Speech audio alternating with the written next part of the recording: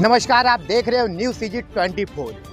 छत्तीसगढ़ में भाजपा की सरकार बनने के बाद छत्तीसगढ़ के लगभग 4.5 लाख से ज़्यादा कर्मचारियों का एक बहुत बड़ा महासम्मेलन होने वाला है 25 फरवरी को। जी हाँ, हम बात कर रहे हैं छत्तीसगढ़ संयुक्त अनियमित कर्मचारी महासंघ के द्वारा एक बहुत बड़ा सम्मेलन किया जा रहा है। चुनाव के पूर्व में महासंघ के द्वारा एक लेटर जारी करके साफ साफ कहा था कि इस बार कांग्रेस ने जो धोखा दिया उसके कारण तो बीजेपी को समर्थन का भी लेटर जारी किया गया। कहीं ना कहीं कर्मचारी छत्तीसगढ़ के चुनाव में बहुत महत्वपूर्ण भूमिका निभाते हैं। लाखों के संख्या में कर्मचारी, उसके परिवार की संख्या भी लाखों की संख्या में। साथ ही हम बात करेंगे महासम्मेलन के बारे में। हमारे साथ सीधा जुड़ेंगे महासंघ के प्रदेश अध्यक्ष रवि गढ़पाले जी, जिसके नेतृत्व में लगभग छत्तीसगढ़ के तमाम प्रदेश अध्यक्ष अंतर्गत में आते हैं। हमारे साथ सीधे जुड़ेंगे। सर, सबसे पहले हम आपका न्यूज़ सीजी 24 में बहुत बहुत स्वागत और अभिनंदन करते हैं। जी, बहुत बहुत धन्यवाद। सर, देखा गया था कि चुनाव के पूर्व में महासंघ के द्वारा एक लेटर पैड जारी किया गया था जिसमें आपने भाजपा को समर्थन दिया था, लेकिन LIB रिपोर्ट की हम बात करें तो कांग्रेस की सरकार उस समय रिपीट था। लेकिन आपने इतना दम कहाँ से दिखा दिया कि आपने सीधा समर्थन जारी कर दिया भाजपा के पक्ष में? जी, आपको बताना चाहूँगा कि कांग्रेस पार्टी ने अपने घोषणा पत्र के बिंदु क्रमांक 11 में स्पष्ट रूप से लिखा था कि सरकार बनने के बाद नियमितीकरण की कार्रवाई की जाएगी। लेकिन 5 साल गुजर जाने के बाद भी हमारे साथियों का ना नियमितीकरण हुआ, ना छटनी बंद हुआ और किसी भी प्रकार का वेलफेयर का काम जो है सरकार के द्वारा नहीं किया गया। और उल्टे वेतन वृद्धि जो किया जाना था वो वेतन वृद्धि तक रोक के कांग्रेस पार्टी ने रखा था, जिसका खामियाजा कांग्रेस पार्टी को उठाना पड़ा। और मैं आपको बताना चाहूँगा कि हमारे साथियों में जो ज़बरदस्त आक्रोश था कांग्रेस पार्टी को लेकर, लगातार हमारी मीटिंग्स हो रही थी। आखिर ये जो झूठी सरकार है, ये जो अंधी बहरी और गूंगी सरकार है, कांग्रेस पार्टी की जो सरकार उस समय थी, इस सरकार के खिलाफ हम कैसे माहौल बनाएं, क्योंकि ये सरकार अगर दोबारा रिपीट होकर आती है तो हम अनियमित कर्मचारियों के पैर की जूती समझ रहे हैं, उसकी धूल समझ के उसको ऐसे नीचे निचोड़ दिया जाएगा। ये हम सभी कर्मचारी जान चुके थे। इसलिए ये जो चुनाव था वो सभी अनियमित कर्मचारियों के लिए जीवन और मरण का प्रश्न था। और जीवन और मरण का प्रश्न समझकर महासंघ ने ये निर्णय लिया कि आज तक इतिहास में ऐसा कभी हुआ नहीं थी कि कोई कर्मचारी संगठन किसी राजनीतिक दल को लिखित समर्थन दे। हम लोगों ने पूरी ताकत के साथ समर्थन दिया, क्योंकि हमको ये भी पता था जिस समय हम लेटर लिख रहे थे कांग्रेस पार्टी दोबारा रिपीट हो रही है, ये जानकारी आ रही थी। जितने भी आप मीडिया के, आप खुद मीडिया से हैं, मीडिया भी यही कह रही थी। सारे एग्जिट पोल, ओपिनियन पोल ये कह रहे थे कि कांग्रेस पार्टी की ही सरकार रिपीट होने वाली। उसके बावजूद हमने सरकार से लोहा लिया है, डायरेक्ट उनसे फाइट करने का सोचा और मेरे पूरे साथियों ने मदद किया और पूरे साथियों के संघर्षों से भारतीय जनता पार्टी को लाभ पाने में हम लोग सक्षम हुए। सर, देखा गया था कि आप लोग जो धरना प्रदर्शन में बैठते थे, तमाम संगठन रायपुर के धरने स्थल तूता की बात करते हैं, पूर्व में बूढ़ा तालाब में बैठते थे, तो वहाँ पर देखा गया सर तूता में छत्तीसगढ़ के जो पूर्व मुख्यमंत्री रहे 15 साल के रमन सिंह जी की बात करें, चाहे विजय शर्मा जी की बात करें, चाहे OP चौधरी जी की बात करें, या तमाम भाजपा के जैसे कि अभी उप मुख्यमंत्री अरुण साहू जी की बात करें, या तमाम नेताओं की बात करें, आप लोग के मंच पे आते थे और समर्थन देते थे आप लोग के प्रदर्शन में। तो अभी सर सरकार आ चुका है तो आप लोग का जैसे मुलाकात भी होता होगा, तो क्या कहना रहता है उन लोगों का?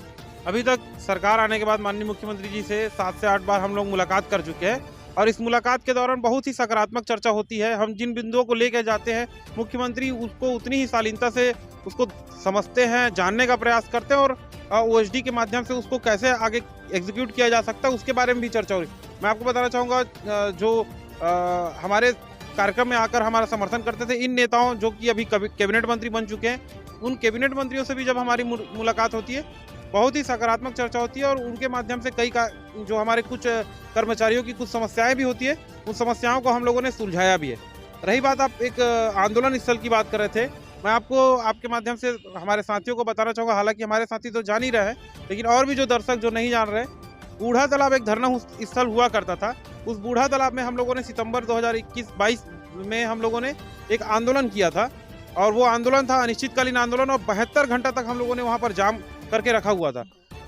जब वो जाम हुआ था, गणेश पक्ष का समय, गणेश चतुर्थी आने वाला था, ठीक उससे पहले का जो आंदोलन था, वो सड़क इस तरीके से बंद थी, श्याम टाकी के सामने की सड़क इस तरीके से 72 घंटे के लिए बंद थी कि ना एक व्यक्ति उस साइड जा सकता था, ना उधर का व्यक्ति इधर आ सकता था, सबको घूम के जाना पड़ता था।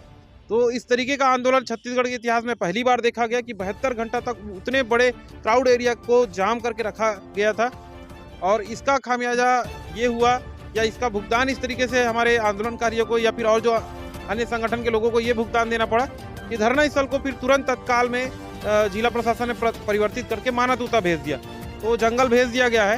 तो ठीक है, ये सरकार का निर्णय होता है, लेकिन हम लोगों ने संघर्ष किया है। निश्चित तौर पे उसकी वजह से हमको धाराएं भी लगाई गई, हमारे कई कर्मचारियों के ऊपर धाराएं लगाई गई है। आगे जब हम आंदोलन की रणनीति बना रहे थे तो उस समय जेल भी भेजा गया था। तो इतने सारे हम लोगों ने ही वो सरकार को बनाने में हमारे पूरे साथियों ने मदद किया है। प्रदेश के 2.5 लाख से भी अधिक अनियमित कर्मचारी सीधे तौर पे हमसे जुड़े हुए हैं।